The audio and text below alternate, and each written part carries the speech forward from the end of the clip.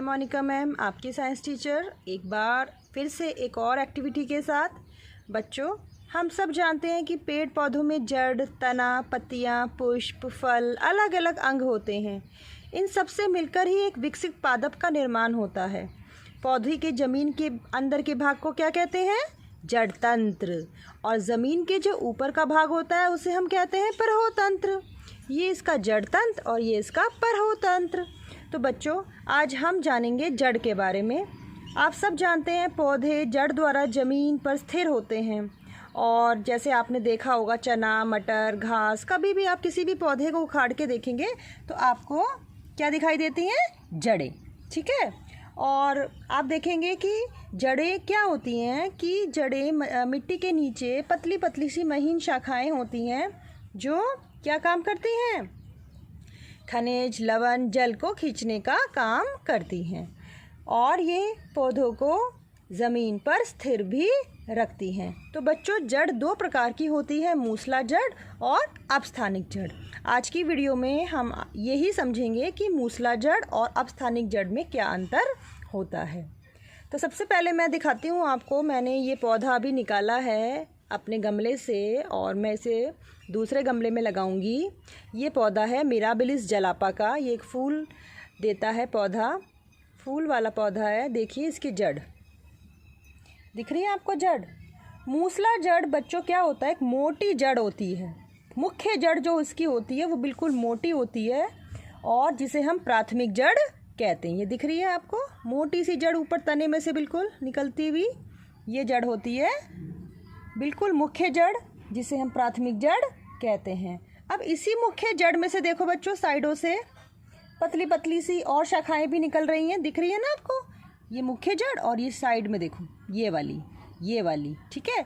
इन जड़ों को हम कहते हैं द्वितीयक जड़। क्या कहते हैं इन्हें हम? द्वितीयक जड़। अब देखो, इन द्वितीयक जड़ों में से भी पतली पतली शाखाएं निकल रही हैं। ये देखो, देख लो, पतली पतली शाखाएं इस द्वितीय जड़ में से भी निकल रही हैं, जिन्हें हम कहते हैं तृतीयक जड़। क्या कहते हैं इन्हें हम? तृतीयक जड़। मूसला जड़ जमीन में गहराई तक जाती है बच्चों और मिट्टी में फैलकर ये पौधे को बिल्कुल मजबूती दे देती है। ये पौधे को मजबूत कर देती है, पौधे को स्थिर रखती है। चना, मटर, सेम, इस तरह के जो बीज होते हैं उनमें मूसला जड़ पाई जाती है। इस तरह के पौधों में मूसला जड़ पाई जाती है। ठीक है बच्चों। अब हम बात करते हैं अपस्थानिक जड़ों की।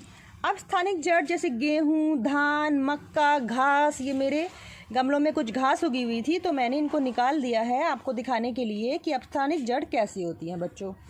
ये क्या होता है? इनमें बीजों में से जो मूलांकुर होता है उसकी वृद्धि कुछ समय बाद रुक जाती है और तने के आधार से ही बहुत सारी छोटी छोटी शाखाएं निकलने लगती हैं।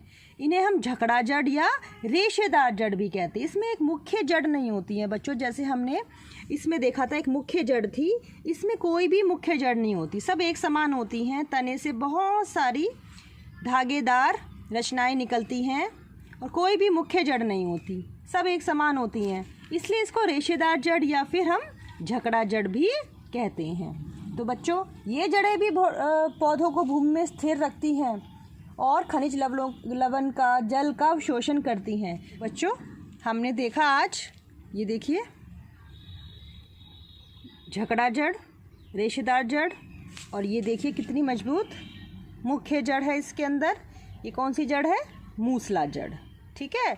तो आप भी अपने आसपास छोटे मोटे पौधे देखिए, जो ही अपने आसपास के पौधों में देखिए कि किस तरह की जड़ पाई जाती हैं, मूसला जड़ या फिर अपस्थानिक जड़। ठीक है बच्चों, फिर मिलते हैं नई एक्टिविटी के साथ। तब तक के लिए बाय बाय।